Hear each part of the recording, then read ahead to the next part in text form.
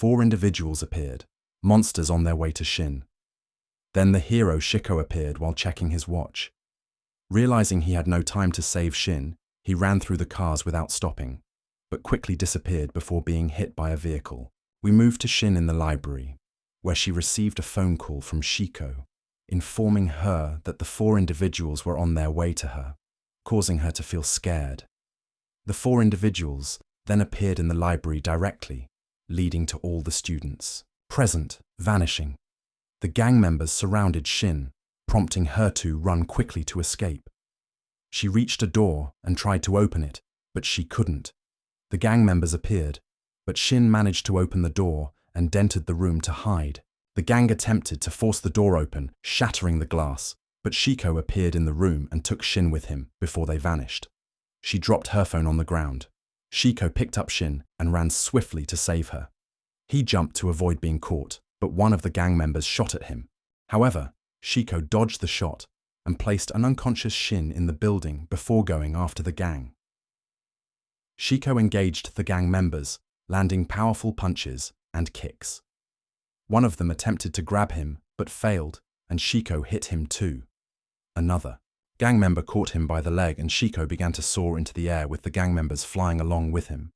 The battle moved from the ground to the sky where Shiko delivered strong blows to the gang and took out 3 of them, leaving only 1 member remaining. Then the gang member used his strength to lift a building and threw it at Shiko. But Shiko countered with his own power, stopping the building and turning it into a stone block, which he hurled at the gang member, injuring him from the force of the blows.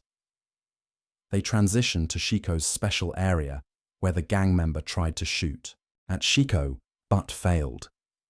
Shiko used his strength, which resulted in the gang member being knocked into the water, facing the risk of drowning. We shift to the library, where the student Yuan woke Shin from her sleep, mentioning that she was dreaming. Yuan asked Shin to come with him to help him study, so Shin went with him, leaving her wristwatch on Thetable. Next, we find Shin at a bar with her friends, where they were playing games. Shin struggled to play well, and one of her friends asked her who she liked, which embarrassed Wang greatly. The friend who asked Shin said to Wang, "You're very eager. Do you think Shin likes you?" Wang replied, "Not at all, since I've known her for a long time, but I never thought about loving her." Then he wondered to himself what he was saying. Shin's girlfriends urged her to tell them who she liked. Shin asked if she should tell them, then revealed that she liked Wang, shocking her friends.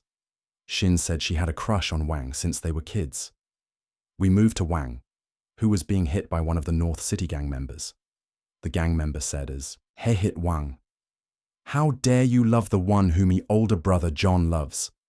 He threatened to throw Wang in the water to feed the fish. Wang thought to himself, who told them this? He asked the gang member to calm down so they could talk, and then he looked at the gang leader named John and realized he was the one chasing Shin and loving her. John called Shin from Wang's phone and told her, "I want to show you something." He made her watch Wang as he was being beaten and said, "This is the idiot bothering you." Wang warned John not to involve Shin in these troubles. One gang member told Wang, "How can you talk like that, Toboss John?" and punched him again, causing Wang to bleed. Then John asked Wang who he thought should be near Shin, telling him to think carefully before answering. Wang told him that he shouldn't get close to Shin at all. And then he punched the gang member holding him, sending him into the water. They gang members felt a deep fear, and John scared the gang member. "How could you let him jump into the water?" "The CUA's," gang member replied. "He was the one who hit me hard and pushed me away." John tried calling out to Wang many times, but Noon responded. We shift to Wang in the water, thinking, if I can't protect the Yona I love, then life has no meaning for me. He remembered the past, running alone at school. Shin approached him and asked, "Don't you have an umbrella?" Wang replied, "No." Shin then said, "Let's go home together." Wang said he would go alone. She asked him, "How can you do that? It's raining." He replied, "I'll wait until the rain stops." Shin looked at Wang's arm and noticed he had a cut. She asked to see it, but he firmly refused. Then she applied a bandage to his wound and said, "The rain has stopped." Let's go home. Wang returned to the present in the water, noticing a light a few meters away. He approached it, finding a small cube that, when he touched it, entered his body, causing him pain. Wang then ran through a long passage at a terrifying speed and found himself inside a large cube, feeling a strong fear for his life. A voice spoke to him, telling him to think of any place, and he would be transported there swiftly. Suddenly, Wang disappeared, returning to the battlefield where he was being beaten, but now flying in the air, feeling great fear that he might die before disappearing again. John wondered to himself, I think I saw something flying in the sky. We shift to Wang in his new place, exclaiming, This hurts a lot.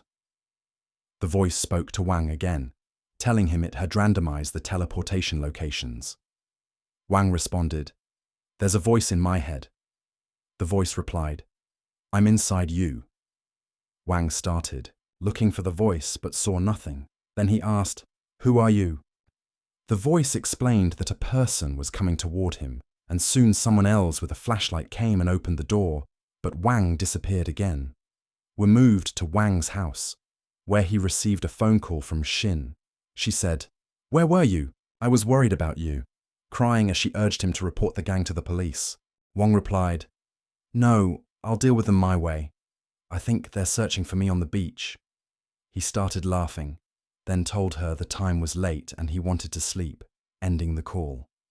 The voice spoke again to Wang. Wang asked, Why are you in my house? The voice explained, I'm in your body. Suddenly, the cube appeared from Wang's body, after which he vanished and entered the large cube. Wang wondered, What brought me here again? The voice answered that it had built a connection between them, and that Wang had been chosen in the ultimate universe system used by Hela. Wang was surprised and asked, What is the ultimate universe system? I've never heard of it before. What is this place exactly? The voice explained, This is a place in the physics world. Starting to explain the importance of the location, Wang said, I think this place is very important. Then placed his hands on the walls of the cube, he said to the voice, I think you brought me here yesterday, right? The voice confirmed it, and suddenly, an electric force appeared under Wang's feet, causing him to wonder as he began to float in the air. Wang appeared floating in the air and nearly fell to the ground, but managed to stand on the edge of the building. The voice told Wang that not much energy remained. Wang replied, The most important thing knowest to figure out how to find the place.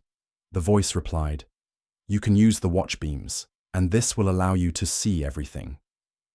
It informed him that he'd never used his eyes theoretically, and that he could see anything within 15 ms.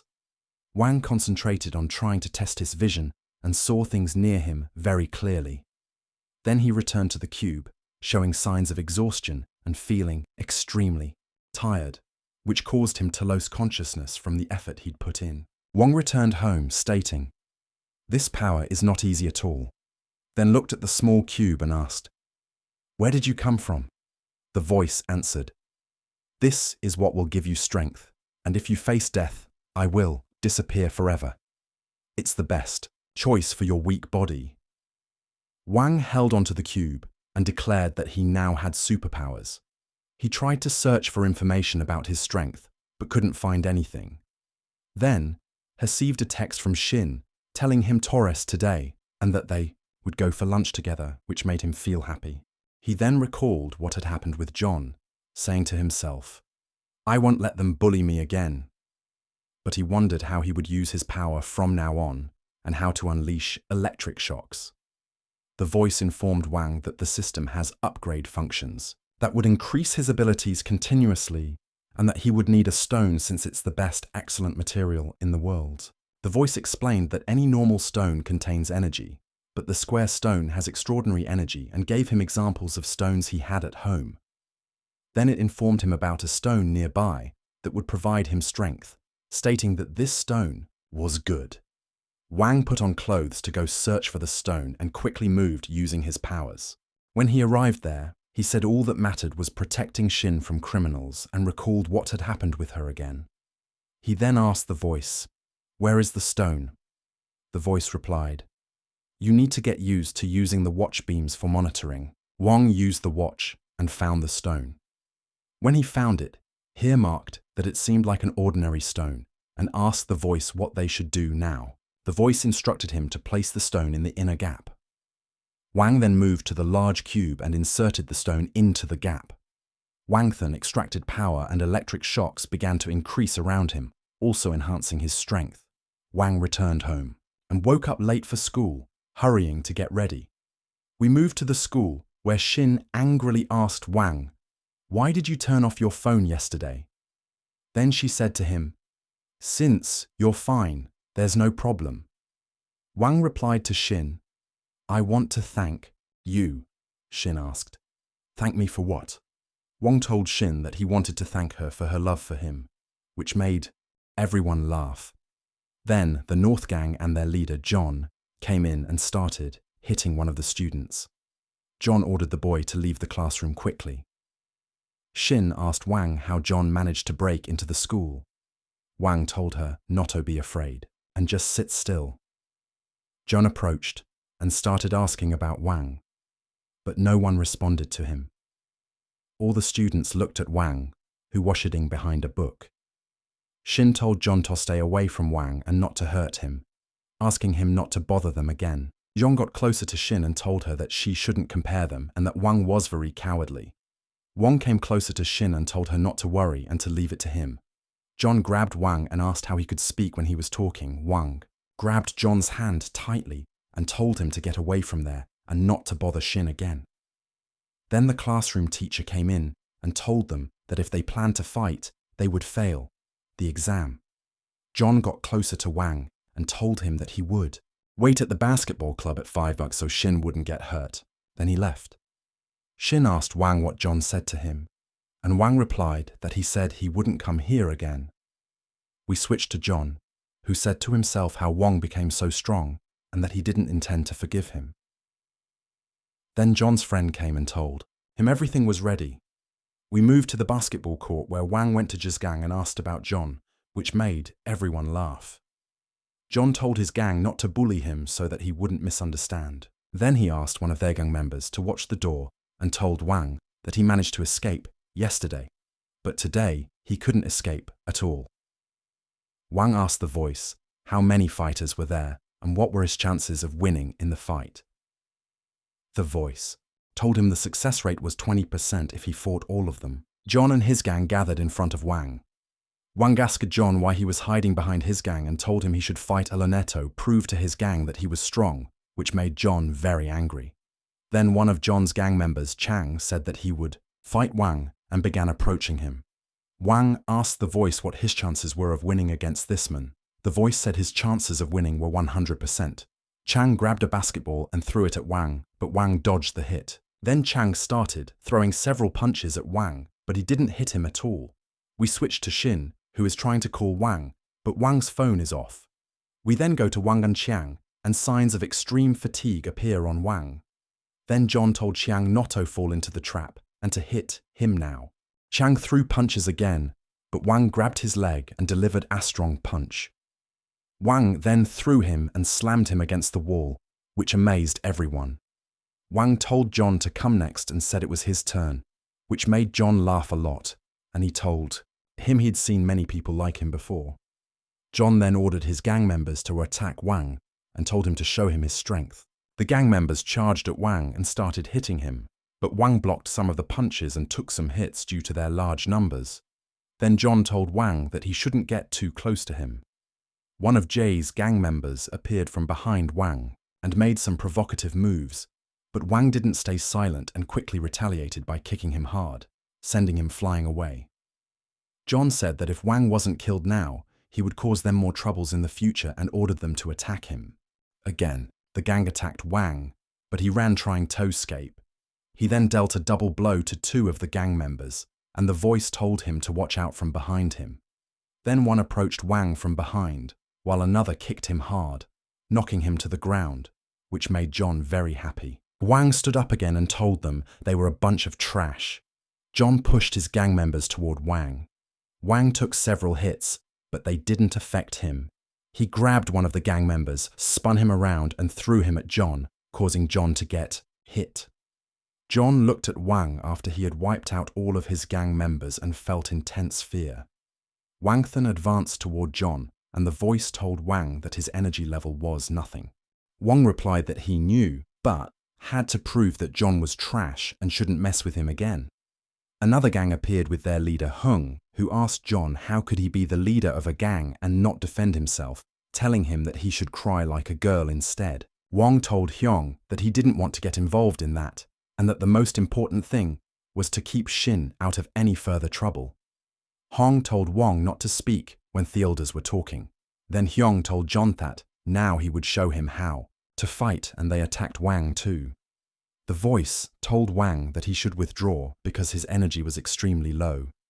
Then Wang ran away and sprinted, and when they tried to catch up with him, he used his stealth power and turned off the lights. He then reappeared behind Hyung, showed up in front of him and struck him, following up on the rest of the gang members. When one of the gang members went to turn on the light, they found Wang had finished off all the gang. John looked at Wang and asked himself how he gained this strength. The principal came with Shin to the gym and tried to open the door. Shin told the principal that her friend was trapped inside. Wang said the principal had come and that was bad. John then tried to escape, but Wang stopped him and asked how he dared to run away. John begged Wang, saying he wouldn't bother him again. Wang told him that if he left, he would have to show him that he had changed. When the principal opened the gym door, they found John hitting Wang until John was held responsible for it. Wang said he would travel to search for the other stones and mentioned that there were many stones, but they had owners and shouldn't be stolen. He mentioned that he had bought some equipment to help him in the search, and that he would go into the wild where there were no stones owned by anyone. Then he started digging, but got very angry because he didn't find anything. He said that even if he found the stone, it would be useless. The voice told Wang to look at the air and informed him about a great power nearby and a significant reaction. Wang told himself he could feel it but couldn't locate it. The voice suggested it might be close, but within a closed space, making it impossible to send any signal, and told him to be within a centimeter's distance. Wang went to the lake and told himself that it would help him in his search. He then used the power of the watches and found the stone's location. He immediately transferred there, lit a flashlight, and began searching. The voice told Wang he thought the stone was directly in front of him. Wang replied that it was very close, but its response was still far away, asking why there wasn't another way.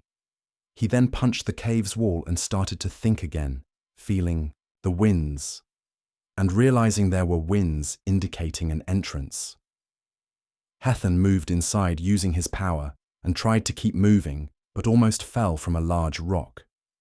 His flashlight fell to the bottom, and he used his phone to take pictures, exclaiming this was it, but he needed a way down. Suddenly, a large snake appeared behind him and nearly ate him. Wang quickly hid without being seen by the snake and went toward the stone. He continued cautiously until he reached the stones, but found nothing to stand on.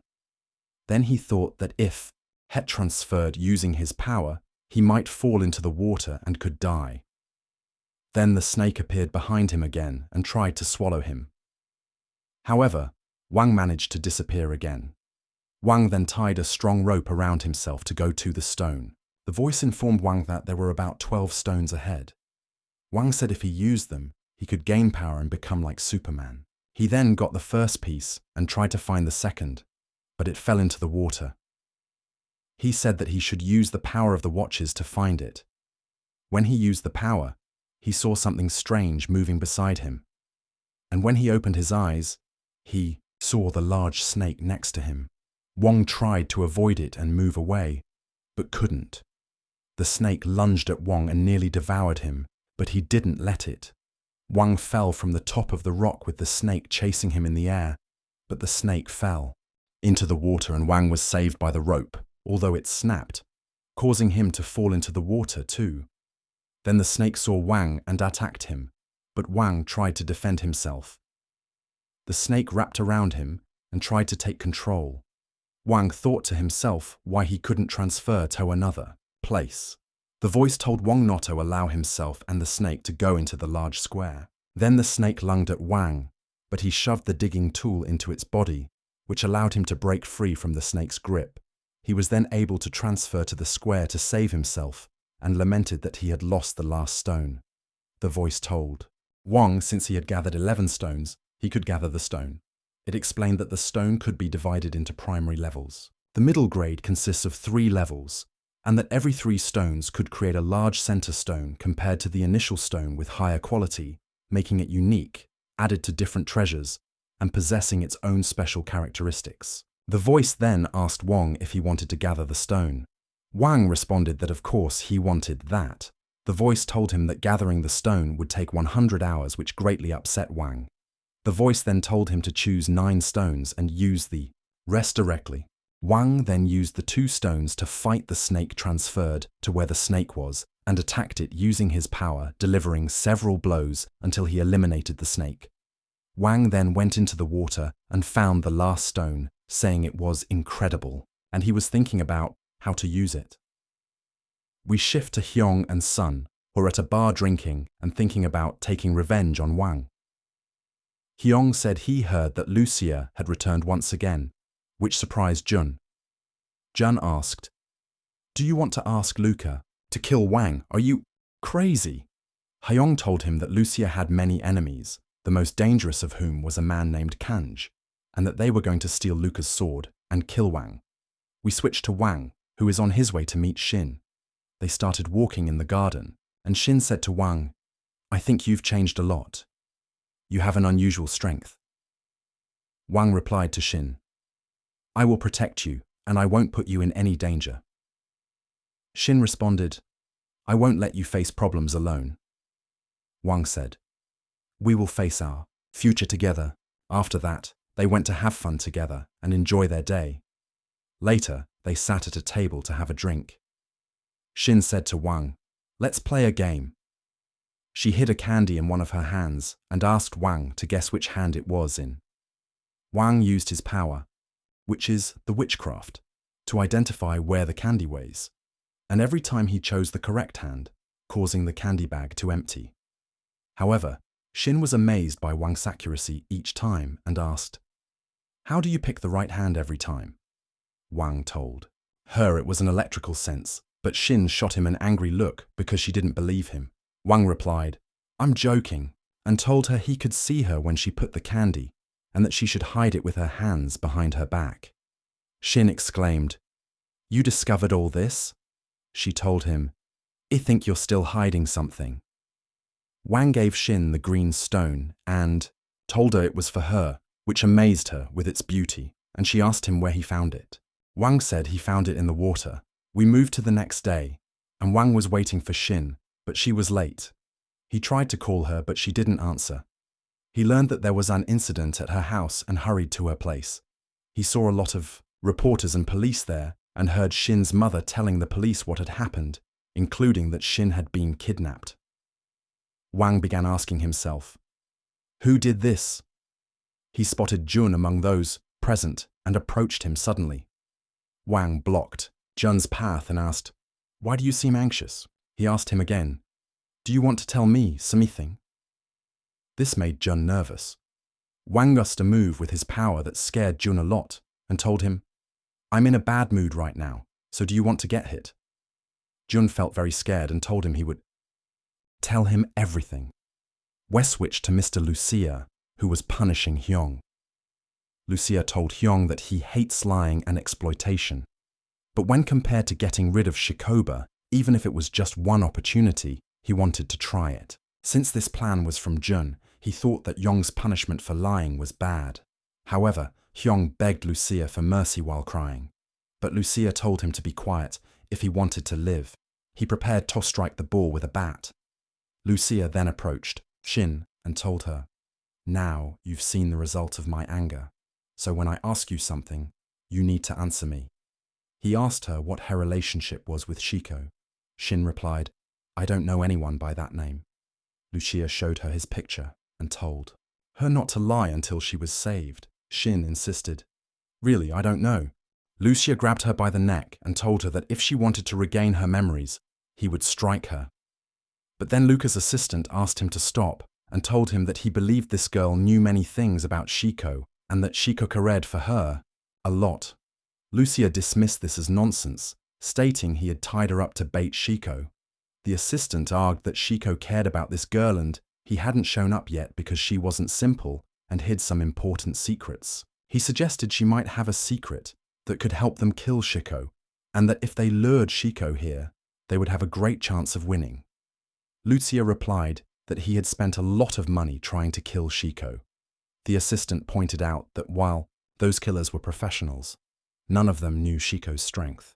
He warned Lucia that no one knows the difference between winning and losing, but if he struck the girl here and she died, Shiko would be very angry and explode with grief. So, the assistant thought it would be best to leave her because they couldn't do anything to her, and then threaten her to surrender, and she would tell them everything. Lucia agreed, but instructed to keep her mouth shut. The assistant covered Shin's mouth and told her she would stay with them, and asked her to talk because he wouldn't be able to save her next time. We moved back to Wang, who was angry, asking Jun, is Shin being kidnapped because of punishing Hyung? Jun replied, that's what happened to deal with you. Jun asked Wang if he knew Lucia. Wang says he doesn't. Jun explained that he came from a big gang family and told him about his problem called the kneeling battle because Lucia was beaten by one of the sons of major gangsters. After that, one of the gangsters and his son kneeled before Luca, still kneeling even after Lucia left in his car, which is why this battle was called the kneeling battle and the street was named Kneeling Gate. Wang was surprised and asked Jun about Shiko. Why did Lucia think he could entice Shiko by kidnapping Shin? Jun reminded him, do you remember when Shin had that high school accident? He told Wang that Shin was saved by a man and that man was Shiko. He told Wang that many people wanted to get Shiko, but nobody could. When Shiko disappeared and then reappeared, he broke Luca's finger because he was avenging him. After that, the Yan family abandoned Luca, which led to Lucia's anger. Since then, Lucia swore to take revenge on Shiko and started searching for him everywhere without leaving any clues. Wang believed all this was nonsense. Jun said, for you it is, but these are truths for us, and warned him that he might get killed because of this. Wang declared that Lucia should be arrested, and he believed that the one responsible for all of this was Hung, because he lied to Luca and told him that Shin had our relationship with Shiko.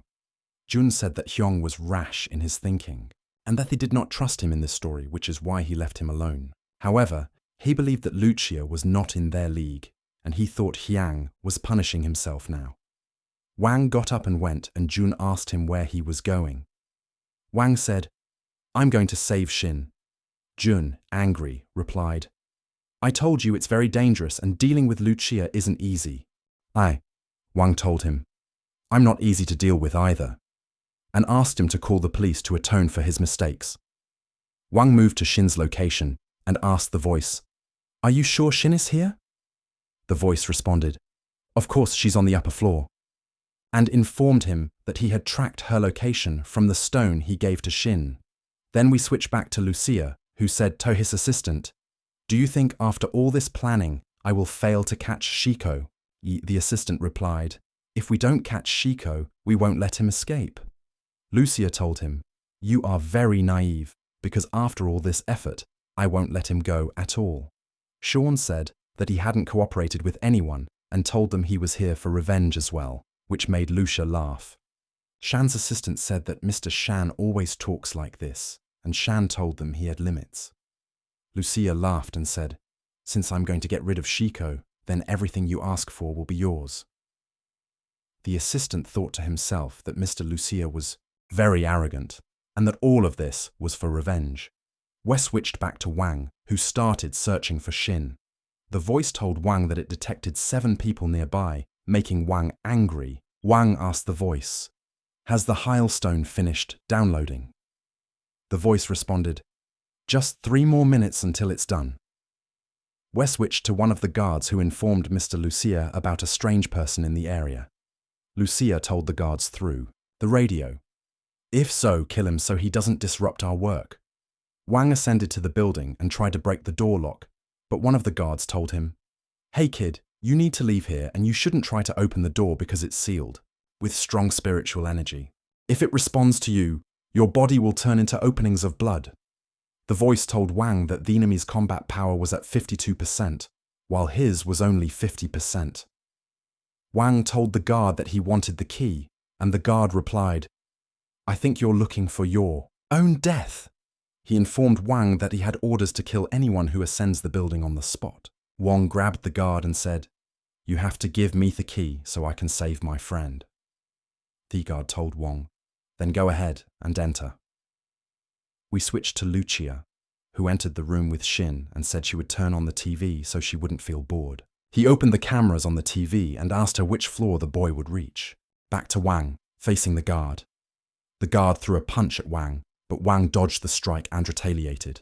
However, his hit didn't affect the guard.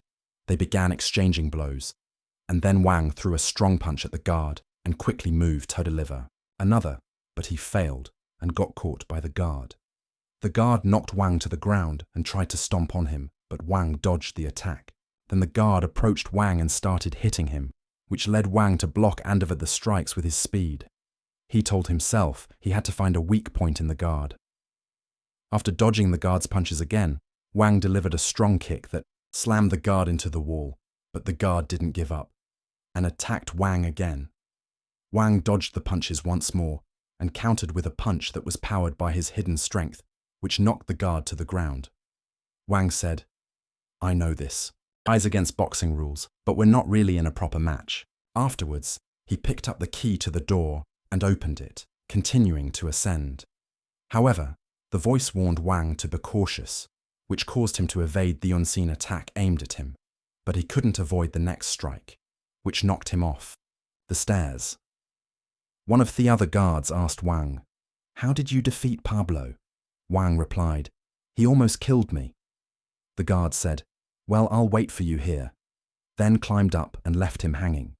Wang climbed the stairs again, and the voice told him that the strength of this guard was 75%, which made him angry, and he thought, I will defeat him. Then he moved to the guard's location and shouted, "Come out and fight me."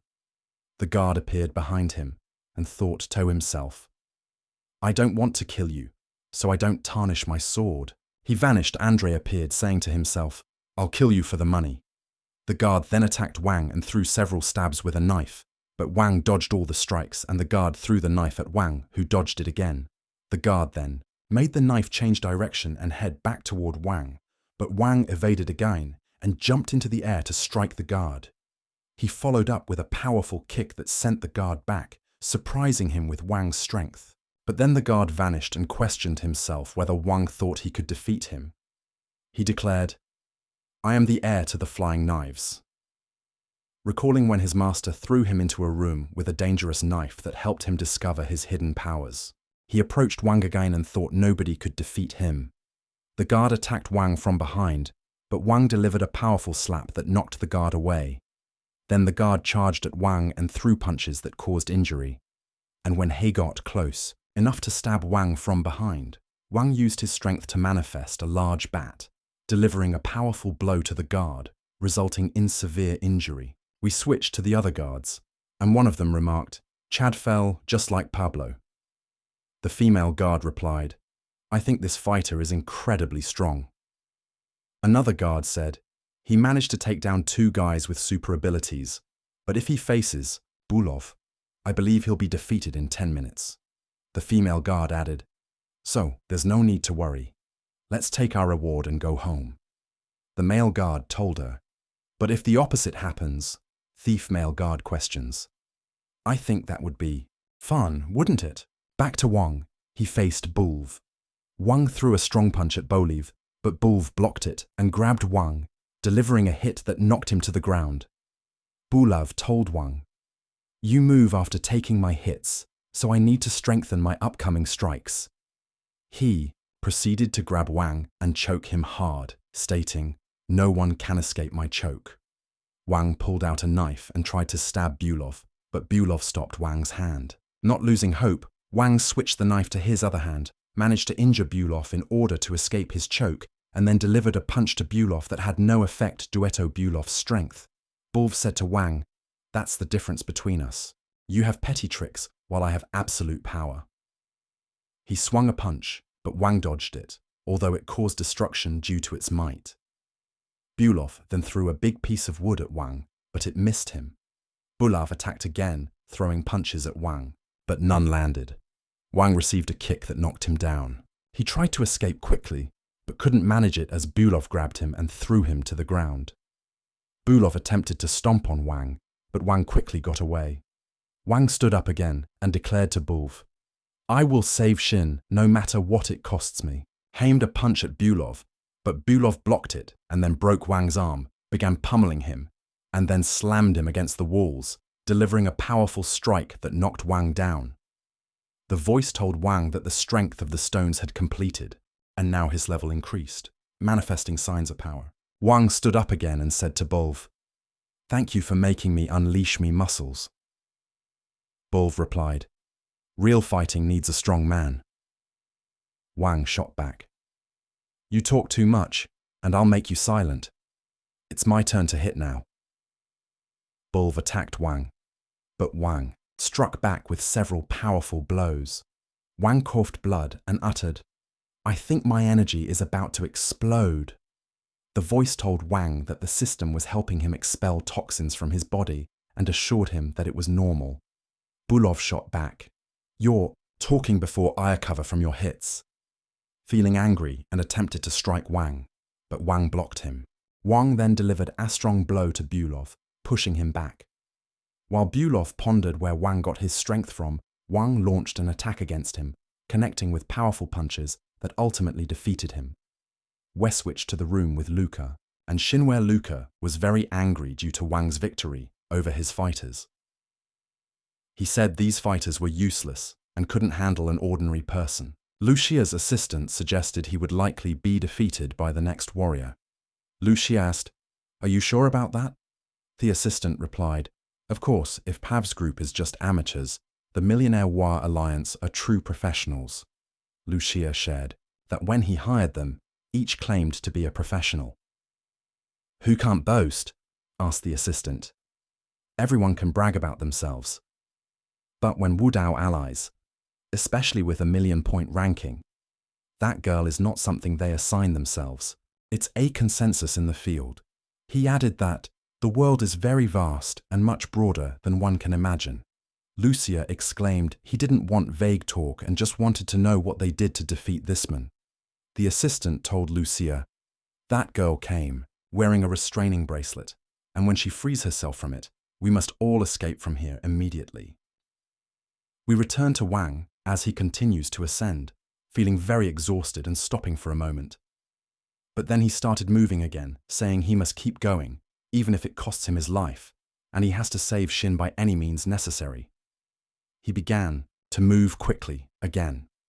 The voice told Wang he was pushing himself too hard and informed him he was in a state of severe excitement. He needed to control his emotions and stay as calm as possible.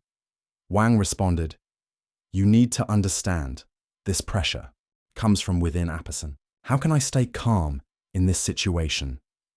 He approached the door and opened it, ready to face the remaining guards. Wang encountered 2 other members of the gang, and there was a girl named Koi who introduced herself to Wang. Koi felt happy when Wang approached them and moved closer to him to gauge his strength. She was surprised to find that he didn't have any superpowers. The man following Koi pointed out that Wang wasn't practicing self-improvement and that his internal strength was nearly 0. He only relied on his physical power. Koi mentioned that he was into physical training, which was pleasing to her. After that, Koi shook Wang's hand, but then struck him, which made Wang very angry. He also struck back at her, but Koi felt happy and told herself that he had pure energy and wasn't causing her any internal injuries. She noted that this purity came in 2 types, and thought that this type resembled a pure jewel. When Wang saw Koi happy, he called her a crazy girl and immediately distanced himself from her. Koi laughed and then attacked Wang, delivering a series of strikes, but Wang grabbed her by the head to stop her. However, Koi didn't stop and kicked him, pushing Wang back and knocking him to the ground. The man following Koi said to Wang, "Please leave your will and let this end peacefully." After that, Koi approached Wang with a smile and delivered a strong kick, causing him to crash into the wall. Wang was very angry about this and struck Koi, making her bleed. But Koi told herself, feeling delighted, that this was very comforting, and she was very happy with this blow. Koi attacked Wang again, delivering several consecutive strikes, but Wang defended himself and struck her back, pushing her away. However, Koi also felt happy. Then Wang got angry again and delivered several consecutive strikes to her. Koi remarked that this was very comforting and asked Wang, "Is this really your strength?" She then struck him, knocking him to the ground and transforming into a monster, but she reverted to her normal self again. Theman, following her, grabbed her hands and said she shouldn't use her strength now and asked her to calm down. Koi replied, "Don't get involved, Stone," her follower. She approached Wang and expressed that he was very useful to her, stating that she wanted to become stronger and suggested that she and Stone go somewhere freer. After that, she attacked Wang again, landing a blow that created a wound. Wang then searched for her, but she disappeared in front of him and appeared behind him, moving closer and drinking his blood. Wang was astonished by this and pushed her away. Koi attacked him again, but Wang showed a large stick to separate him from her. Koi then delivered a strong blow that sent Wang flying. Wang remarked that she wasn't just strong, but also fast, and he had to fight seriously or he wouldn't up dead. After that, Koi launched another attack on Wang, wounding him and nearly killing him. She attacked again, but he tried to strike her. Yet Koi dodged the blow by flying in the air and attacked Wang again. Wang tried to defend against her attack, but Koi evaded him and swiftly moved around him, biting him from behind, causing Wang to feel severe pain. Wang tried to hit her away, but Koi dodged that blow as well. After draining Wang's blood, Koi nearly transformed into a wolf, but soon threw a needle at her to calm her down and prevent her from changing. Koi returned to her normal state because of the needle, which left Wang astonished, as he felt like he had fought a monster. Then Wang looked at the stones and thought it was a good opportunity. When he tried to approach the stones, Stone struck Wang to stop him, which surprised Wang, and he thought to himself how he had received such a strong blow. Stone prepared to confront Wang, who remarked to Stone that he was very strong and asked, "Are you next?" Stone told him to stop the chatter and struck Wang, but Wang dodged the blow. Stone said, "You slipped up on that strike," and readied himself again, but Koi felt pain. Stone joined her again to continue her treatment, saying to Wang, "You came to save the girl upstairs. Go, and I'll let you rescue her." Wang asked Stone, "Is this your surrender? How will you explain this to your boss?" Wang remarked to Stone, "If you want to surrender too, then that proves you won't attack me after I leave, right?" Stone replied, "I'm from the Wudao Alliance. How can I surrender?" Wang thought to himself, "It's better not to fight while Stone treats Koi, but if he treats her, they might attack me afterwards." Wang told Stone, "Since you don't want to surrender, you'll fight me after all."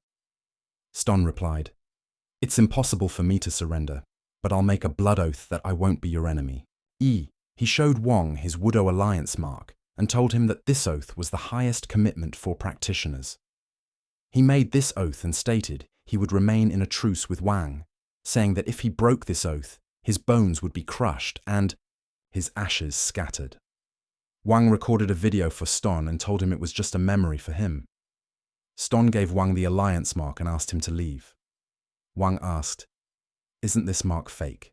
Stone replied, "If you don't believe it, return it." Wang said, "No, I trust a decent man like you and have no doubt about you at all." Wang approached Stone, wishing that both he and Koi would repent, and asked him to take care of themselves before leaving. After that, we moved to Mishka, Koi's sister, as Stone contacted her and asked her to withdraw immediately because of her little sister Koi's exhaustion. While they were communicating, Mishka was attacked, causing her to lose consciousness and lose contacts with Stone. We then shift to Lucia, where one of the killers asks, "Where are you going?" His assistant replies, "You haven't figured it out yet," and informs him that all of his contracted fighters have been eliminated, which shocked Lucia. Lucia asked his assistant, "Is that true?" The assistant replied, "Plans have changed, and we need to withdraw immediately." Lucia began to feel anger and asked, "Did Shiko do all this?" The assistant replied, "Shiko doesn't compare to this most intriguing man." The assistant then informed Lucia that the Woodao Alliance had made a truce with Wang and emphasized that the plan needed to be finished. Lucia was very angry and told Sean to wait with him to continue the plan, promising to double his payment. But Sean struck Lucia, only for Lucia's assistant to block the blow to protect Lucia. Shan told Lucia, "I told you before, do not order me with money." Lucia's assistant remarked that this person was strange and not to be angered, as he was the youngest and most arrogant among the 6 villains.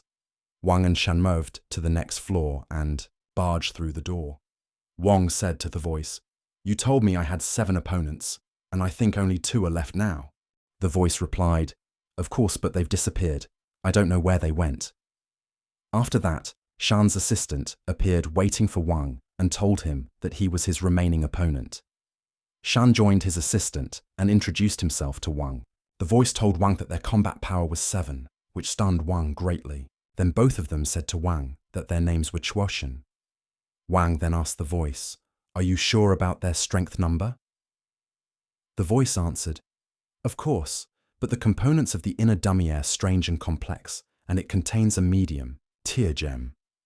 After that, Shan's assistant told Wang not to worry, saying, "You're just a brat compared to someone of rank B," and informed him that his power didn't equal Wang's. However, he mentioned that nature reduces excess and enhances lack. Then he attacked Wang and delivered a powerful blow that made Wang crash into the walls. After that, Shan's assistant approached Wang, displayed his weapon, and said to Wang, "You're very reckless, relying on brute strength while I rely on techniques, such as spells, instant teleportation, and pure techniques." While he was talking, Wang threw a bunch of bottles at Shan's assistant, but the assistant deflected them and wasn't hit. After that, Wang attacked Shan's assistant and delivered a blow, but the assistant blocked it and hit back, causing Wang to fall to the ground. However, Wang didn't give up and attacked Shan's assistant again, but he couldn't hit him at all. Shan's assistant successfully evaded and blocked all of Wang's attacks. Then, Shan's assistant started landing some hits on Wang, causing him some injuries, but the strikes didn't affect Wang much. However, he started bleeding afterward. Shan's assistant attacked Wang again, but Wang threw dirt at him to disrupt this attack. After that, Wang charged at him and directed several strikes, but Shan's assistant blocked and dodged them again. Both of them exchanged blows, but Shan's assistant managed to land a strong strike using his magical power, pushing Wang back. This allowed Shan's assistant to hit Wang hard again. Then, Shan's assistant revealed the Shan dummy and caused it to deliver magical blows to Wang, resulting in Wang's injury. After that, Shan didn't stop throwing fast and numerous blows at Wang, but Wang tried to dodge them. While dodging the strikes, Wang managed to get close to Sean and successfully landed a hit, stopping Shan's barrage and making him crash into the walls. After that, Sean's assistant attacked Wang again, delivering a very strong punch that caused Wang to bleed. At the same time, Wang grabbed Sean's assistant by the hair, which annoyed the assistant and made him demand Wang to let go immediately. Shan's assistant started hitting Wang to make him release his hair, but Wang wouldn't let go. After that, Wang held on to Shan's assistant's hair tightly and delivered a very strong blow that knocked Shan's assistant to the ground, causing a chunk of his hair to be pulled out and in Wang's hand. Wang thought to himself, "If he were a human fighter, my hit would have made him unable to stand again." After that, Shan's assistant stood up again and asked Wang how he managed to get back up. Shan's assistant said, "I didn't think you could destroy the protective spell with just one of your punches." Heathen told Wang, "You are very strong, but if I don't improve my fighting against you, the money I spent will have gone to waste." After that, his hair turned white, and he used his magical power, telling Wang, "Anyone who sees Malik This will die. He quickly attacked Wang and landed some strong hits, but Wang tried to defend himself, but couldn't. Shan's assistant delivered multiple strikes with his magical power again. The force of the blows pushed Wang away and he nearly slipped off the building, but he managed to save himself. After that, Shan fired several magical projectiles at Wang, but Wang dodged them, getting closer to Shan. Wang grabbed Shan, thinking he could finish him off, but Shan grabbed him too. Shan's assistant managed to control both of them at the same time, slamming Wang into the walls with great force. After that, Shan's assistant approached Wang and asked him, "Do you know the value of the spell you attached to your body?" Wang replied, "I don't care." Shan's assistant said, "Each one cost me 700 0, and he was able to control Wang through this spell. He then landed a powerful blow on Wang that caused a massive explosion. Meanwhile, Lu Shan watched the fight and said, "This is indeed good." Shin was beside him, feeling very sad about Wang. Wet transitioned to Shan's assistant, who said, "The war is over for Wang, and war is just a game that wastes money." But Wang reappeared, holding a mallet, which shocked Shan's assistant greatly. Enraged, Shan's assistant asked how Wang managed to block it with that mallet as well. Wang replied, "You're surprised now, aren't you? This is the power of a farmer's mallet. It only cost me $1, Shan's assistant responded. "Okay, let's start playing again," telling Wang he would add 144 million to finish him off. Shan's assistant struck Wang using the Shan dummy, but Wang was fully prepared for the onslaught encountered with his own mallet strike, surprising Shan's assistant greatly. He thought to himself, how did he manage to use distance-reducing techniques? Wang then said to Shan's assistant, "I have a trump card, and you forced me to use it, so I commend you. You're skilled." He grabbed Shan's assistant's rope, and Shan's assistant said to Wang, "5 spells. Let's see how long you last." He tried to pull the rope away from Wang, but he couldn't. Wang replied, "You forgot that you placed a spell worth 3.5 million on me." Wang pulled Shan's assistant toward him and delivered several strong and fast punches, pushing him away and cutting the rope between them, making Sean collide with the walls. After that, Wang felt extremely fatigued, but continued to press on. Wet transitioned to Lu Sha and his assistant. Luca's assistant said to Lucha, "We need to escape now." Lucha replied, "I can't run away now." He told the assistant he knew he saved him because he was the 3rd son of the Yanklan and that his death would only bring shame to his family. Lucha's assistant vowed, "It's my duty to protect you, my lord." Lucha removed his gloves and said to the assistant, "You know, I always have a trump card, and I can turn the fight in my favor. This isn't reckless revenge. I've gambled everything I have on this opportunity," the assistant replied. "If that's the case, I'll use all my strength to preserve your life." Now, we returned to Wang. As for the stone inside Shan, the time for its detonation was approaching. After that, Sean's assistant fled, saying he hadn't fought effectively, but everything was still under his control. He directed another spell at Wang, but darkness suddenly enveloped the area, surprising Shan's assistant. He said, "It's not working," which made Haim angry. After that, he was taken aback by Wang emerging from the building. Wang attacked Shan's assistant, but he threw some explosive spells at Wang. Wang managed to avoid these blows by flying in the air, but Shan's assistant didn't give up, throwing several more strikes, some of which Wang dodged while getting hit by others, causing him to crash into some rocks. After that, Shan's assistant directed a blow at Wang using a magical spell on a large rock, surrounding him with explosive stones. But Wang used his mallet to evade these punches and charged at Shan's assistant again. Sean managed to remove some spells from the rocks, but there were other rocks that triggered a massive explosion, nearly hitting Wang. But Wang remembered Shinan decided he needed to save her, which renewed his strength.